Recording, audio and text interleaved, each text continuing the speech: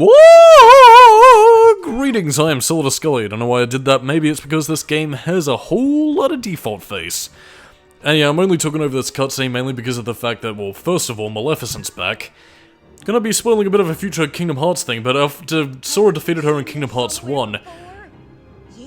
Actually, you know what, I'm kinda reluctant to say this because it ties into Dream Drop Distance's time travel bullshit, but basically, since I've kinda rambled and stumbled my way into this, no way turning back now, yeah, basically Maleficent time traveled back from the past to the days of Union Cross and then came back. Because of course she did. I don't know if that game explains where she'd learned it. I mean, Dream Drop Distance does provide a bit of a basis, but yeah, she basically came back from the future with certain knowledge, and basically, Maleficent's role in the preceding games, which is the salient point I'm trying to make here, is basically just to kind of do fuck all and essentially become the Team Rocket of the Kingdom Hearts franchise. Like, she's pretty much just bumming around the multiverse with Pete and just not doing anything, really. Not to mention, is she meant to be physically there? Like, I mean, she is in Yensid's tower, so, like, isn't this a cause for alarm? I mean, again, she's nowhere near the threat of the organization, but even still, Maleficent was, you know, for a majority of Kingdom Hearts 1, the big bad, so isn't this a cause of concern? More to the point, does she not even do anything here? She can rummage through Yensid's books trying to steal some stuff. And here we go with Chip and fucking Flip. I'm gonna be talking over their dialogue because, quite frankly, fuck that. Only one? That's no good. Wait! I think it's a world we know! So anyway, yeah, the gummy ship is back, and much in the same vein as Kingdom Hearts 1, you know, for canonical reasons, much in the same vein as Keyblades and everything, yeah, everything's pretty much going to be the same. I'm using the base model of the gummy ship to try and complete it, mainly because I was never able to do it with my initial Kingdom Hearts 2 runs, and, well, I mean, since the games were fully recorded at this point, I did it, so, yeah, it's possible. You might have a little bit less fun with the gummy ship segments this time around, but at the same time, though, they are remarkably improved, but we'll get to that when we get to it.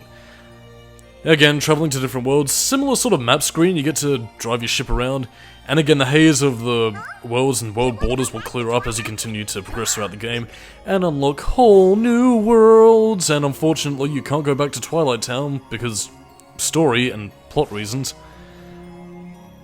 But anyway, we only have Hollow Bastion unlocked, so for the final world of Kingdom Hearts 1, let's begin anew and pick up where we left off.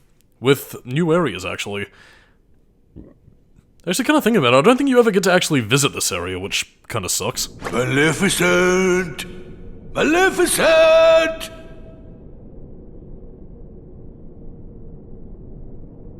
Maybe they really did finish her off.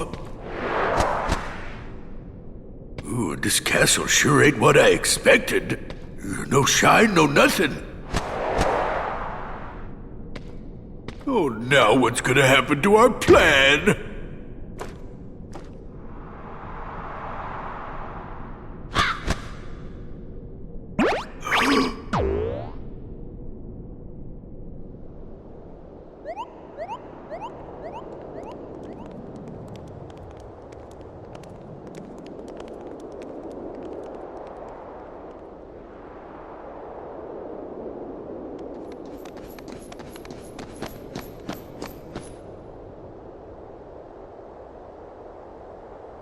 It's Hollow Bastion.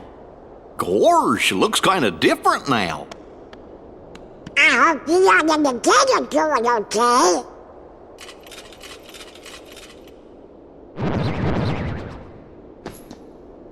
Uh-oh, looks like we're gonna have to do some fighting.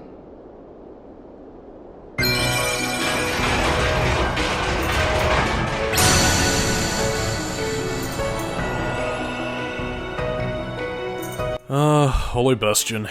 It's good to be home! And I mean, really, this place is starting to come together, which again is something that I do kind of like. We never got to see much of the destruction that had occurred in Kingdom Hearts 1, again, since we were mainly at Maleficent's castle, which I think might be where... I'm kind of confused about that, actually. Was Maleficent's base where Ansem's castle... Actually, no, it would have had to have been, which is the reconstruction thing that we're seeing right over there, so I suppose Maleficent's other stronghold was like a secondary outpost, maybe? The place I'm talking about is where Pete was, and, you know, where he met up with his Mistress of Darkness. Oh, and also, this is where Wedge lives. Finally. All we need to find now is Piet and Nita and the Star Wars trilogy will be complete. But yeah, much in the same way as Traverse Town, Hollow Bastion is pretty much going to be a hub world nexus thing, so to speak. Or at least I pretty much try to make it as such, because again, we're going to be having repeated visits, essentially showing you what kind of synthesis materials you can make, which is, again, by proxy, the noodles, and the moogles that you unlock immediately at this point. So yeah, we're pretty much going to be coming back to and fro from here. We're going to solve a few puzzles, we're just going to test out some new powers and, you know, form drives that we get. Form drives? Drive forms. That's it. My brain is fucking opposite today. But yeah, it's pretty much going to be something where I'm just going to go back repeatedly and, you know, solve a few more things here and there, explain a few game mechanics, so that we can basically just get the rest of the plot moving and discuss more relevant topics. And also, you can see a puzzle piece right up there, but we cannot get it because our jump is shite, and, well, I blame Marluxia for this, because he sapped away her abilities, and it makes me very mad. Not that Sora really knows any of this, he's none the wiser considering his whole Castle Oblivion experience. But it's also in this game where we meet Scrooge McDuck. Don't know why I fucking stumbled there. Yeah, he doesn't really do much in this game. Well, he does a little bit more in Kingdom Hearts 3, and he actually has a speaking role in Kingdom Hearts Birth by Sleep, but here he pretty much just stands around making an ice cream flavor. I don't know, it's kind of weird actually. They kind of portray Scrooge McDuck like a lot nicer than I think you expect him to be, because, like, I mean, again, you don't really get a tone of voice to really judge him by in this game. Birth by Sleep, though, he's still voiced by Alan Young, but at the same time, he's all pretty much like, oh, Arcluddy, I'm as happy as can be, without really anything to go by. Kingdom Hearts 3, I think, plays up the business, entrepreneurial, like, aspects of his personality, but I don't know, like, I thought, like, the Scottish anger was meant to be, like, the big thing with him. I don't know. Maybe I'm just talking out of my arse, I'm not really that big of a Disney nut, so to speak, so I could be completely wrong. To talk about anything else related to Hollow Bastion, at least specifically with, Ansem's Castle, you were initially going to be playing there, as I think it was either an E3 trailer or like an early screenshot release of Kingdom Hearts 2 did prove that you were going to be playing a little bit of the castle segment that you saw in Kingdom Hearts 1, but I don't know, I guess for one reason or another, either it was like a test area, kind of similar to Sandover Village in Jak 2, or it was just something that got dummied out. Kind of a shame though, but an acceptable loss if it means we get new content. Whoa! Hey, what's going on? That's the town's defense mechanism.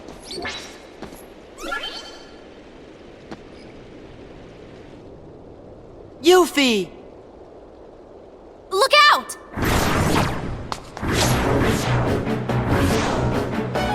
Ah yes, now we must defeat the Nobodies. And also we have Yuffie now in her Advent Children design, which you'll be seeing for quite a bit of the characters here actually. I think with the sole exception of SeeD, all the Final Fantasy VII characters in their Advent Children looks, as well as having their voice actors as well to promote the movie that was still coming out at the time. Which does kind of make me a bit cynical about Final Fantasy cameos in Kingdom Hearts, but I'll talk about that a bit later. Hey, you guys! I see you're still in top form. What'd you expect? Looks like you're doing okay. Well, what did you expect? How are the others? Great! Hey, Yuffie, have you seen the king and Riku? Nope. But I had a feeling I'd see you guys again. We may never meet again, but we'll never forget each other. Is that supposed to be Leon? Everybody's working on stuff over at Merlin's house. Come on! Hang on a second, was Sora meant to be doing like the SeeD salute? I mean, comparing it, for those of you who don't know, in Final Fantasy VIII, like, SeeD was basically a mercenary organization that Squall was working for. And again, one of their hand gestures, I think was the thing that Sora did. Again, I know it's meant to be in reference to their final time meeting each other in Kingdom Hearts 1 before, you know, Sora left for the end of the world, but I don't know. It looked like Sora was joining SeeD to fight the Sorceress. Anyway, this is, Velar form. I'll be showing it off a little bit more later, but to get into a little bit more brass tacks with Velar form, apart from giving you a boost in power, you can't use magic unfortunately, since again it prioritizes power over you know, magical abilities. But again, it is immensely useful. You do actually have a few cool guard breaks, again, by pressing the square button to boost enemies up in the air and just brush them through. And, yeah, that's pretty much it. Well, there's a few more aspects, but I'll talk about them a bit later, because we need to meet the old gang once again. Meet the Hollow Bastion Restoration Committee. We missed you. Well, if you ain't in top shape. I knew it. Knew what? A while back, everyone suddenly remembered you guys, all at the same time. You remembered? Wait, does that mean you forgot about us? Thanks. So where have you guys been all this time? We were sleeping. Where? In cold storage? It doesn't matter. This is great. Everyone's together again. So, we're trying to find Riku and the king. Have you seen him? Right. Sorry, but let us know if there's anything we can do to help, okay? Okay, thanks. Don't go thanking us just yet. Hollow Bastion's got a problem. A big problem. You mean like nobodies? And heartless? That's right. Sounds like you could use our help. Then let's cut to the chase.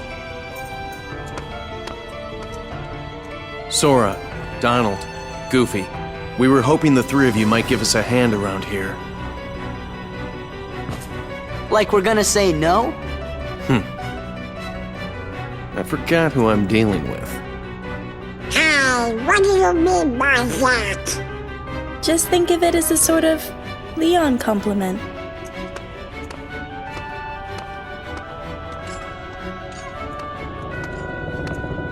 Follow me to the Bailey. There's something you need to see.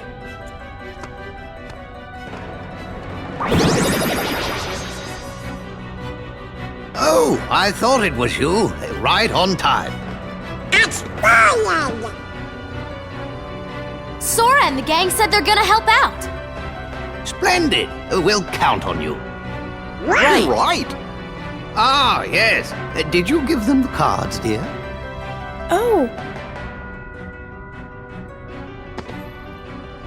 Here.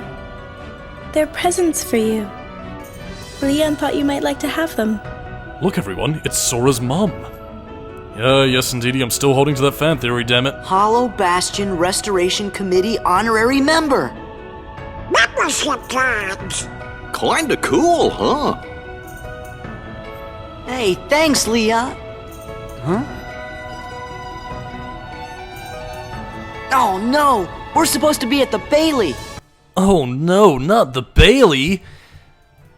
But yeah, it seems that Heartless is still bopping about. They have a town defense system, which, well, I mean, it does do damage to enemies and it can kill them in a few instances, but, yeah, I'm pretty sure you do also get the experience, so, I don't know, I guess an aid to help Baby Sora adapt to his environment before he, you know, grows in power and strength and no longer needs the town defense system.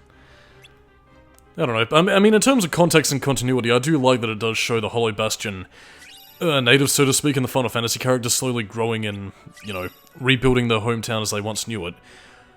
Which does honestly make me wish that Birth by Sleep had capitalized on this aspect, because again, to go into a bit of trivia with that game, and something I might repeat when we get to Birth by Sleep, is that, again, like initially Squall, Yuffie, and Aerith were initially, I think even Cloud as well, were initially going to appear in Birth by Sleep when Hollow Bastion was the town as it used to be, but they were cut out for, I guess maybe like pacing's sake, or the fact that Tetsuya Nomura wanted to focus more on the whole Keyblade wielder Xehanort plot, which makes me a bit pish, because I would have loved to have seen what these characters were like when they were younger and, you know, just kind of have an idea of how much they lost when it came to Kingdom Hearts 1. And again, what they had to rebuild with Kingdom Hearts 2, because Kingdom Hearts 2 does focus a fair bit on these characters rebuilding their lives and restoring their home to its former glory, which, I don't know. And again, as I was kind of alluding to earlier with the whole Advent Children cross-promotion thing, it's not only for the Final Fantasy stuff, in terms of promoting stuff in Kingdom Hearts saying, go buy Advent Children because we feature the new designs here. They also do it with Disney as well, including with one of the summons that I'll point out when we get to it, but I don't know. it does make me a bit cynical that, again, they only include characters if they have something they want to sell, which again is skeevy, but is effective business marketing. And you know, it does kind of make me wonder though, like with the whole Final Fantasy VII remake currently making its rounds, I'm curious if we're going to get anything in like, maybe Kingdom Hearts 4, like again with Final Fantasy VII remake, maybe we'll finally get the conclusion to the whole Cloud and Sephiroth Darkness battle, which again is continued in this game, ignored in Kingdom Hearts 3, so I don't know, maybe we'll see something about that, maybe not. I don't know, I guess maybe that in tandem with the fact that Tetsuya Nomura doesn't want to use characters designed purely by Amano rather than collaborations like was the case with Setsu.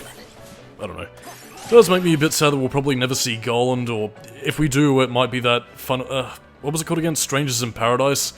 A thing, you know, with the internet meme angry chaos boy who becomes Garland, I think. I don't know, I never actually played it. It looks kind of unappealing and a bit shit. Well, I mean, actually, just to date this video a little bit further, Square Enix, I believe, have actually sold off, I think all of their English studios off to, I think, it might have just been Eidos, or it might have been, like, their English studios specifically under the Square Enix banner. Yeah, they sold them off to the same company that owns THQ Nordic, and, well then, while I don't think this will mean that we're going to be getting any new games anytime soon, it really depends on what they do with the franchises. I mean, basically it means stuff like, you know, Deus Ex, Tomb Raider, Gex, Urban Chaos, and stuff like that are pretty much no longer under Square Enix, so I don't know, it'll be quite curious. I'm guessing that maybe the failure of, like, the Avengers and Guardians of the Galaxy stuff, along with some of their more skeevier, like, fucking NFTs and fucking, you know, gacha systems in Japan are probably proving more frugal than some of the shit they were trying to pull off in some of the Western titles, but all the same, it's a bit, I don't know what to think of it, really. Like, I mean, I guess maybe there's no interest in it, regardless of what part of the world people are, whatever. I don't really have any thoughts on this, it's just something that happened, and, I don't know. Like, I mean, I haven't really, I guess maybe the salient point is that I haven't really thought about a lot of those sorts of franchises that were under the Square Enix banner in years, because, like, I mean, Tomb Raider I haven't given a thought since fucking Angel of Darkness, fucking Gex hasn't seen a game in God knows how long, and anybody hoping for Legacy of Kain or Soul Reaver, I think, is dreaming at this point. I was kind of surprised, because I thought Deus Ex as a franchise was doing, like, decently well, at least in terms of reputation and sales. I mean, it's still being talked about, so surely there's numbers there to... whatever, I have no idea. Look at that.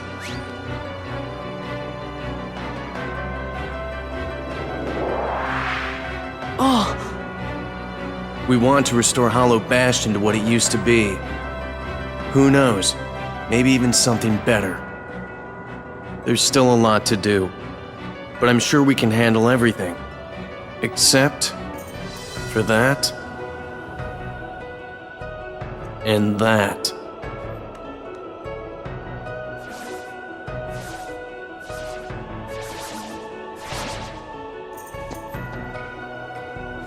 we'll handle him.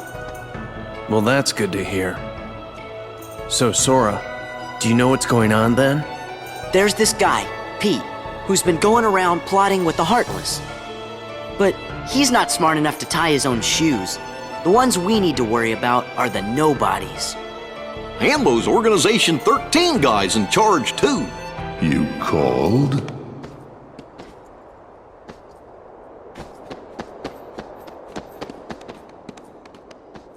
You're doing well. Who's that? This calls for a celebration.